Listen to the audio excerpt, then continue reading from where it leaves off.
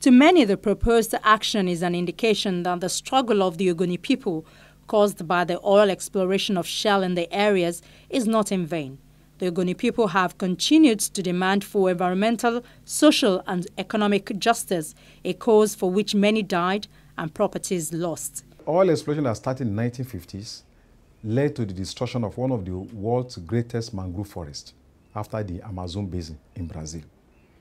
The oil exploration led to the loss of lives, led to loss of aquatic life, loss of fishes that the people actually depended on. Because the Ogoni people, their economy, their culture, they are forest-dependent people. Their livelihood, their philosophy and cosmogony is dependent on the forest. So the forest came under assault, very vicious assault because of oil exploration. And they got practically nothing from it. And then the struggle began, with the Ogoni Bill of Rights in 1990.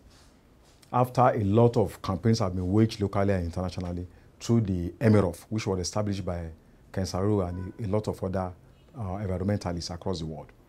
And in 1990, when the Bill of Rights of Ogoni people was launched, it became the turning point in the struggle of Ogoni people.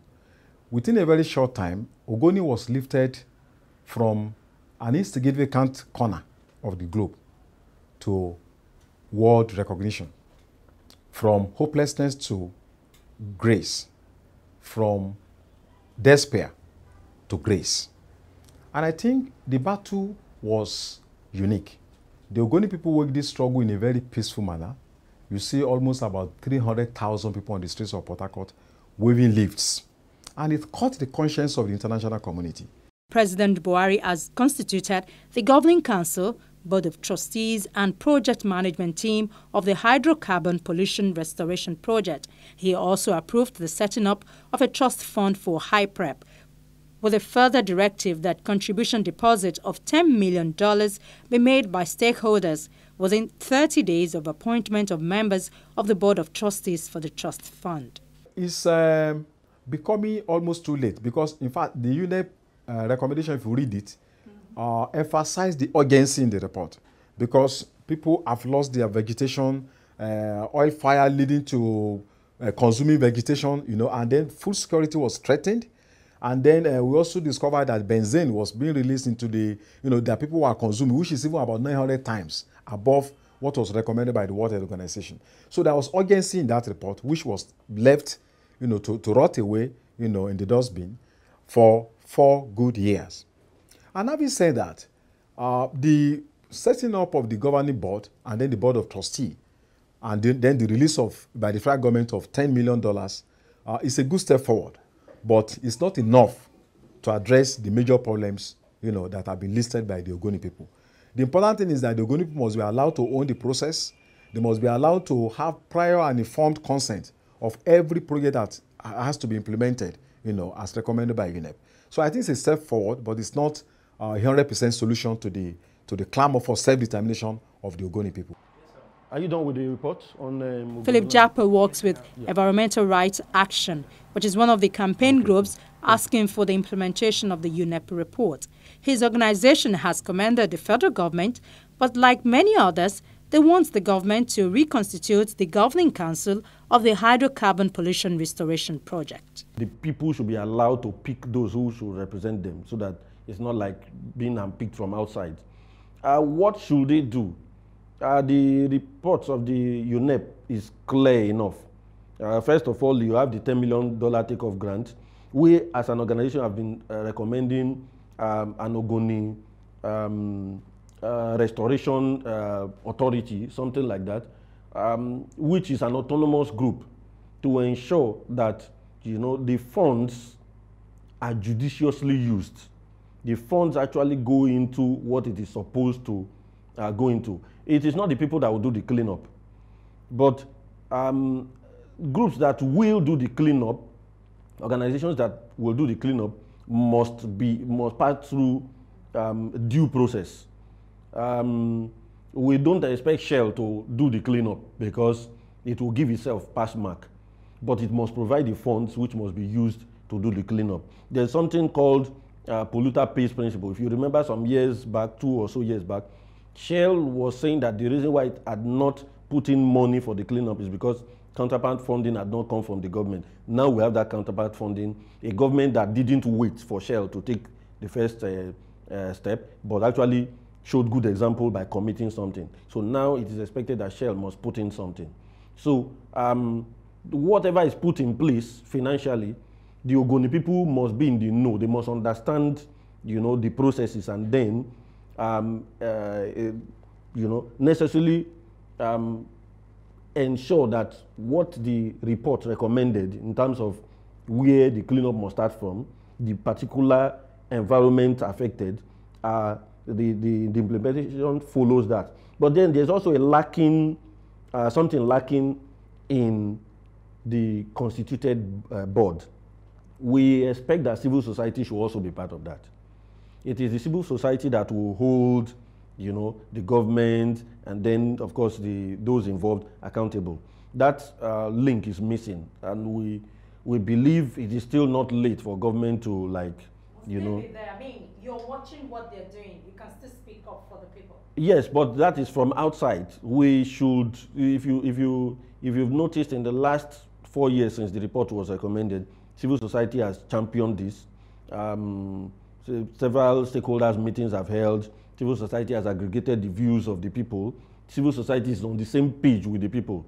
ERA, Environmental Rights Action, has convened so many meetings with the Ogoni people in attendance where they voiced what they wanted or did not want. So it is a way forward if you also have civil society representatives, so that we also understand what is going on there and not just shout from outside without. But if we have representatives, it is then easy to, have feedback and understand that what was recommended is actually being implemented, rather than depend on just government to tell us how far they've gone. The United Nations said at least 6,800 oil spills occurred in parts of Nigeria from 1976 to 2001. At least 380 square miles of land and water need decontamination, an effort that would cost $1 billion for the first 5 years. The United Nations Environment Programme says the cleanup operations in Nigeria could be the biggest in the world. The lesson is that Ijaw people, Andoni, Ndoni, Ogoni, Kalabari, Ishekiri, Isoko, Urobo, who are oil-producing communities, Laje, Apoi, they must learn from what has happened in Ogoni land. Because no matter the fact that you want to have a governor coming from your community and your oil-producing community, it's not enough as creating an enduring legacy. A legacy that will contribute, that will make meaningful contribution to sustainable development on a large scale. A legacy that will reduce constant death, constant trauma, agony. Pregnant women that can no longer deliver because of certain diseases, that they have to, drinking bad water, drinking poor water, having cancer, projects that have to contribute to livelihood of the people. And I think this is a very unique one. So I think the oil-producing communities must learn from what has happened in Ogoni land, and they should take the baton from here to also ensure that they call the attention of the international community to their own plight, so that the Nigerian government will be called upon to address the issue. And I also feel the federal government should not be waiting all the time until people rise up making demand. The government, as a matter of fact, must know what is right. And that's why we've been talking about environmental impact assessment. If oil is to be explored in any community, there must be environmental impact assessment. In fact, in some communities all over the world, they are talking about community impact assessment. Communities that are oil producing, we look at what impact oil exploration will have on their community, and then they will make their demands. So that when you are cutting down the trees, you are replenishing the trees. So that the mangrove forest that is the source of livelihood of the people will not be destroyed. Because once you destroy what the people depend on, you have killed the health of the people, you have killed the livelihood of the people, you have killed the access to good water, and in fact, you have destroyed everything that makes their being an essence. The report was commissioned by the federal government and the Shell Petroleum Development Company of Nigeria. It was funded by the SPDC joint venture. According to Shell, each partner contributed a proportion according to their equity in the joint venture. So the government-owned Nigerian National Petroleum Corporation effectively pays 55% and other partners 45% between them. SPDC's involvement in the report, the company says, begins and ends with the funding of it. With the new government's commitment to the cleanup, Shell says it is working with several additional remediation options recommended by independent experts to ensure that the most appropriate techniques are applied in all impacted sites. It promises to play its part in maintaining the momentum.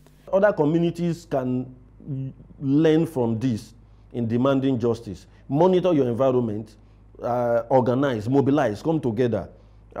Speak with experts, speak with legal experts most especially, understand the laws, understand the loopholes in the laws, and use some of these things to confront these individuals, organizations that pollute our environment and want to escape justice.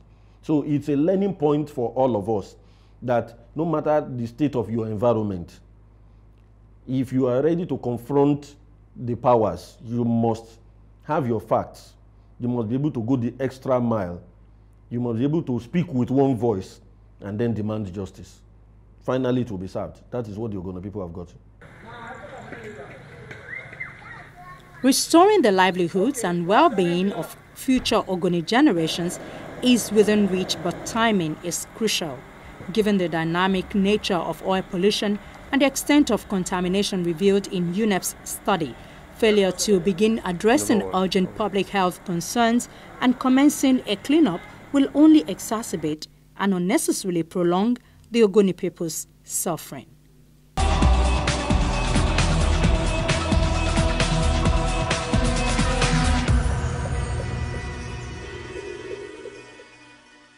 Last year, Amnesty International reported that both Shell and the Italian oil giant Eni admitted to more than 550 oil spills from their facilities in the Niger-Delta region. Shell has said treating the problem of environmental contamination in Ogoni land merely as a technical cleanup exercise will ultimately lead to failure, but ensuring long-term sustainability, which must include putting an end to the widespread pipeline sabotage, crude oil theft, and illegal refining that are the main causes of environmental damage in Ogoni land and the wider Niger-Delta.